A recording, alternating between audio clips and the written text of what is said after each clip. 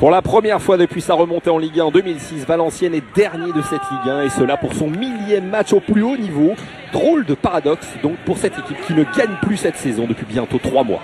Un premier quart d'heure pour l'instant ne s'est pas passé grand chose, deux équipes qui se craignent et l'équipe du Mans qui à domicile a toujours autant de mal à faire le jeu.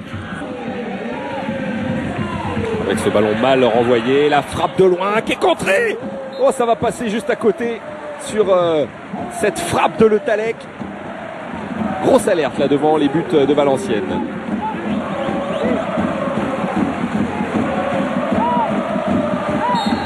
Premier corner du Mans de cette partie, il a fallu attendre la 21e minute. Coutader, deuxième poteau, un but et l'ouverture du score sur ce corner tiré directement par Mathieu Coutader. Et là, Mathieu Coutader, incertain jusqu'au dernier moment, eh bien, il a frappé ce corner bien enroulé et le ballon est rentré directement dans les buts. Et c'est une aubaine parce que c'est le premier corner de cette partie pour le Mans qui était assez en difficulté, le Mans qui avait du mal à faire le jeu. Et peut-être que ce but va débloquer la situation. Valenciennes n'a déjà plus le choix, elle doit réagir. On soit ce centre instantané, deuxième poteau avec Dany qui est la bonne sortie de Yohan Pelé. Sortie énergique, vif, c'est le premier arrêt du gardien Manceau, convoqué pour la deuxième fois en équipe de France. Faut le signaler, ce sera contre l'Uruguay au Stade de France, mercredi prochain. Avec un bon ballon dans la surface de réparation, petite frappe, le poteau, avec encore une fois le Tallec malheureux depuis le début de cette partie, qui avait eu le temps d'ajuster le gardien de but. Et le Tallec là qui s'applique, ouverture du pied, et c'est Grondin qui, du bout des gants, va sortir ce ballon pour le mettre sur le poteau. Exploit de Willy Grondin qui joue son premier match de la saison en l'absence de Nicolas Pento. Attention à ce coup de pied arrêté. Les Valenciennois qui n'arrivent pas vraiment à se montrer dangereux. Eh bien la possibilité sur ce coup franc peut-être d'égaliser. Qu'elles sont montées nombreux avec ce coup franc deuxième poteau. Le ballon est non récupéré par Le Mans. Attention à cette contre-attaque avec Gervinho. Gervinho il est rapide, il prend l'axe Gervinho. Il peut donner là-bas côté gauche pour Coutader. Coutader qui redonne à Gervinho du plat du pied, ça va passer à côté. Le Mans qui même à domicile continue de procéder en contre.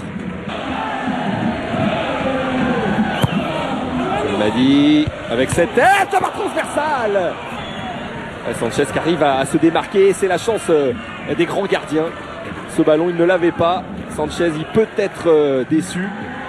Et Yohan Pelé qui voit sa part transversale le sauver.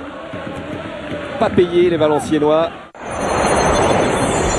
Dans cette deuxième période, Le Mans a le match à sa main et on sent que le poids de la situation, du classement et de cet enjeu peut-être pèse de plus en plus sur des Valenciennois à la peine vraiment dans cette deuxième période. Gervinho avec Polo André. Maïga.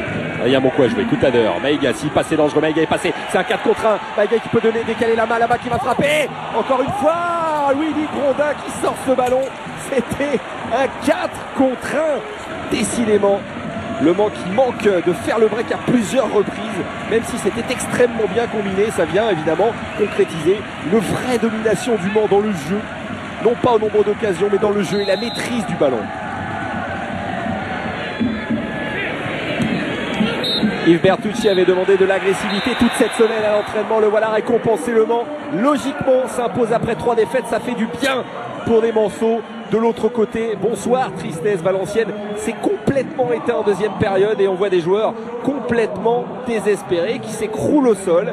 C'est la crise. La crise semble même profonde du côté de ces joueurs et d'Antoine Cambouaré qui a tout essayé.